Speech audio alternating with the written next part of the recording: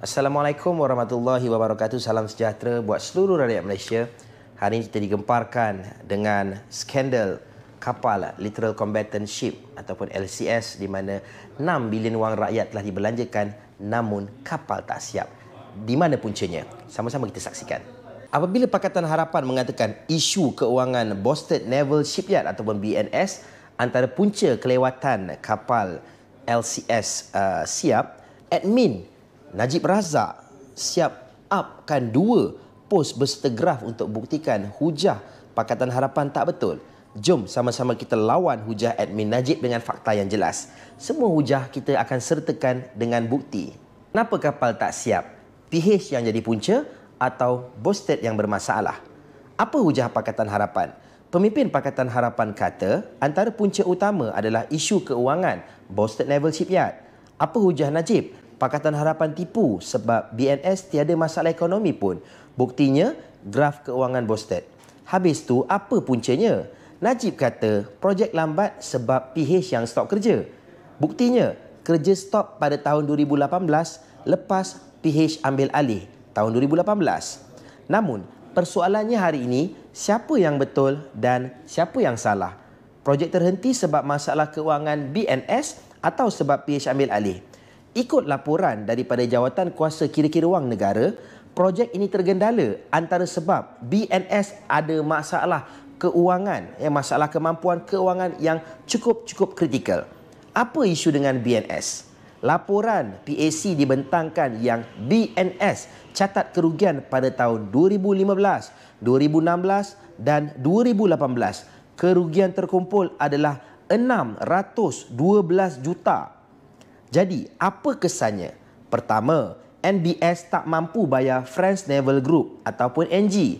NG ni apa tugas dia? Tugas NG adalah mereka akan sediakan detail design untuk projek ini. Ini mengikut laporan daripada PAC, bukan daripada admin page FB macam yang selalu Najib Razak buat tu. Tapi sebab BNS ada masalah kewangan, dia berhutang dengan France Naval Group sebanyak 198 juta. Jadi apa kesan dia? Dah kau tak bayar duit design, NG tak bagilah detail design dia pada BNS. Akhirnya apa kesannya? Projek tak bolehlah jalan sebab tak ada design. Ini antara sebab kelewatan kapal LCS. Kedua, disebabkan Boston Naval Shipyard ada masalah kewangan, stop work atau kerja telah diberhentikan. Kerja dihentikan telah berlaku. Kenapa? Sebabnya Boston Naval Shipyard gagal bayar OEM. Bukan sebab PH Bila berlaku? April 2018. Maknanya di sini sangat jelas. Hujah PH yang kata antara faktor LCS ini tergendala adalah kerana isu keuangan adalah tepat. So, apa hujah Najib untuk nafikan fakta ini? Najib mainkan 2 hujah utama di Facebook. Sebab kita tahu Najib Razak ini memang sangat lantang di Facebook. Al-maklumlah dia ada admin. Kalau di parlimen, senyap sunyi macam tikus Najib ni. Jadi, 2 hujah utama Najib di Facebook. Pertama, progres kerja sebelum 2018 iaitu pada zaman BN memerintah lebih laju daripada selepas 2018 iaitu zaman Pakatan Harapan. Nombor 2, BNS sebenarnya tiada masalah kewangan. Buktinya, graf keuangan Bosted. Hujah pertama, Najib gunakan hujah kononnya zaman dia jadi Perdana Menteri ada progres kerja.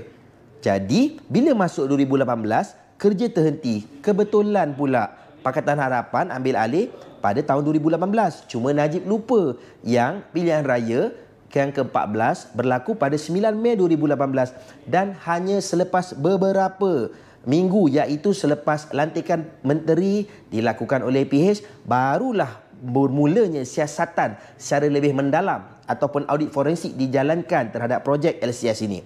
Sedangkan punca 2018 terhenti sebabnya adalah BNS gagal bayar Naval Group yang tadi saya cerita pasal detail design dan OEM. Kesannya stop work lah. Bila berlaku? April 2018 tuan-tuan dan puan-puan. Sebelum PH ambil alih. Maka terbukti kerja terhenti pada tahun 2018 bukan sebab PH ambil alih tapi sebab BNS sendiri ada masalah kewangan. Bila tak ada duit, tak bolehlah nak bayar Naval Group dan OEM. Bila Naval Group dan OEM tak dibayar, kerja tak jalan. Jadi, stop work. Hujah kedua, Najib kata BNS mana ada isu kewangan? Bosted ada isu kewangan hanya selepas PH ambil alih pada tahun 2018. Betul ke tu? Buktinya, graf di bawah ini kita ambil tanpa edit dari Facebook Najib. Jom sama-sama kita jawab.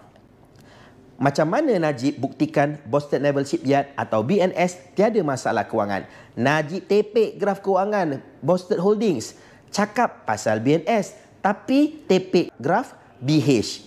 BNS bukan BH. Bosted Naval Shipyard bukan Bosted Holdings.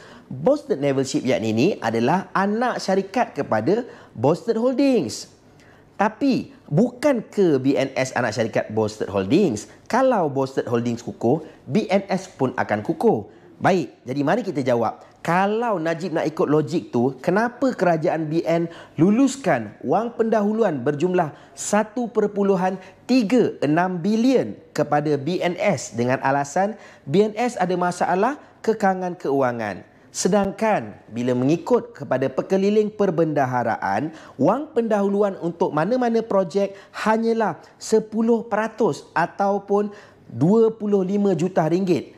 Mana-mana yang lebih rendah. Tapi dalam kes LCS ini betul-betul istimewa. Betul-betul kabel mereka ni betul-betul kuat. Dapat 1.36 bilion.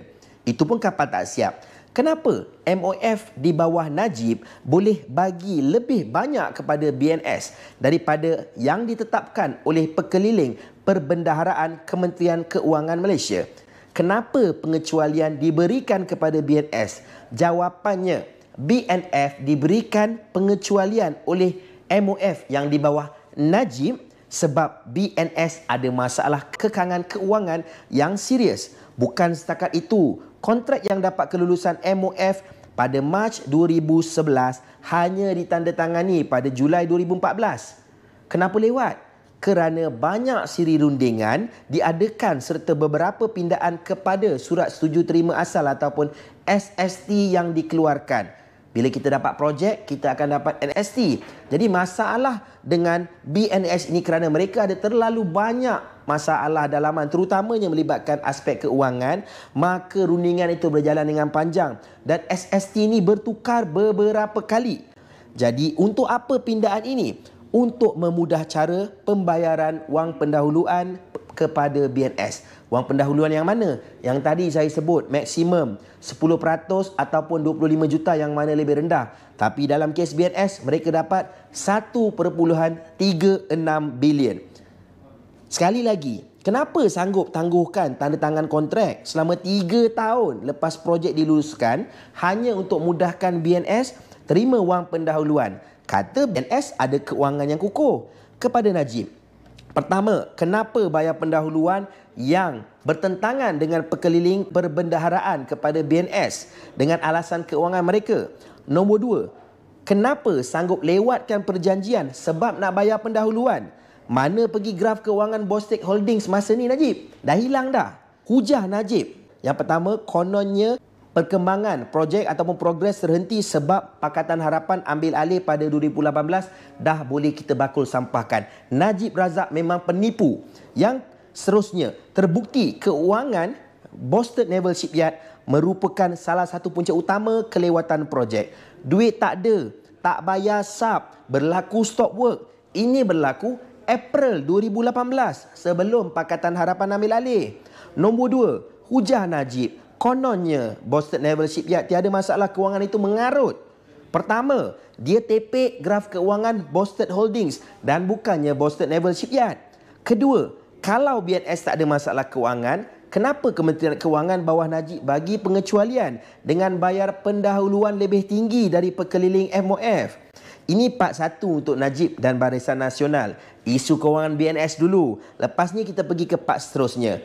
Kononnya sayang BNS sebab tentera ya. Kita akan tunjukkan yang kerajaan Barisan Nasional layan tentera macam anjing demi pertahankan BNS dalam bahagian seterusnya nanti.